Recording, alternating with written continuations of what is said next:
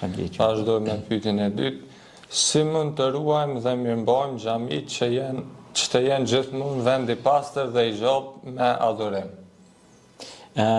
Mirëmbajtja e drejtë e kujdesit për shtëpitë e Allahut u takon për besimtarëve, atyre që kanë besim te Zoti, që i tuten Zotit.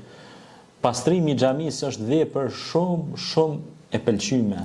Është sevap shumë i madh, domosht shpërblim shumë i madh te Zoti nëse pastron shtëpinë e Zotit, sepse aty vijnë njerëz të luten.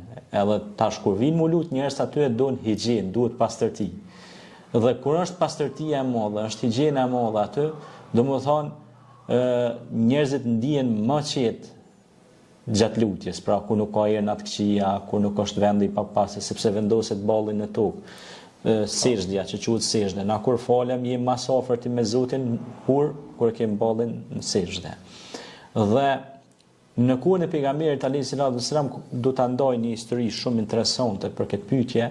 Ka qenë një grua e cila thuhet ka qenë kështu domethënë e zez, mirë po ka qenë shumë besimtare, shumë njeri i mirë kon.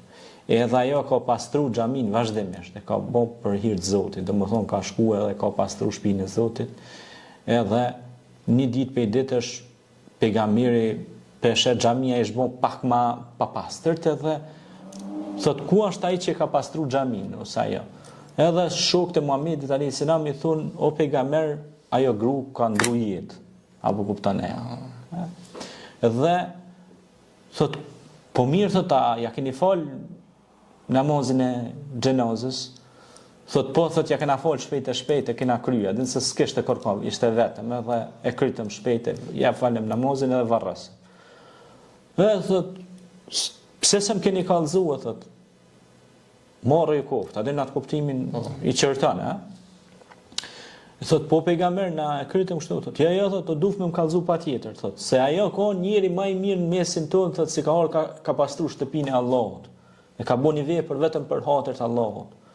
Edhe të shuhet pejgamberi i merr krejt shokët e vet, edhe ja fol edhe një herë namazin e xhenazës. Edhe pse kishte ndruar jetë, ja fol edhe një herë shenjë respekti, edhe i çon durt edhe lutet pejgamberi alayhis salam për kë? Për një person thjesht.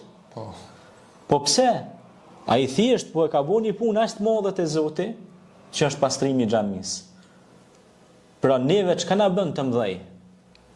Veprat e mira. Veprat e mira. Jo të mëdhej pse tash na domethënë ku e diu çka, kem pozita ose diçka e tillë ashtu, po të mëdhej na bojnë veprat e mira. Edhe modeste, jo për t'i bërë për t'u dukur tek njerëzit, por për t'i bërë vetëm për të fituar kënaqësinë e Zotit. Faleminderit. Faleminderit.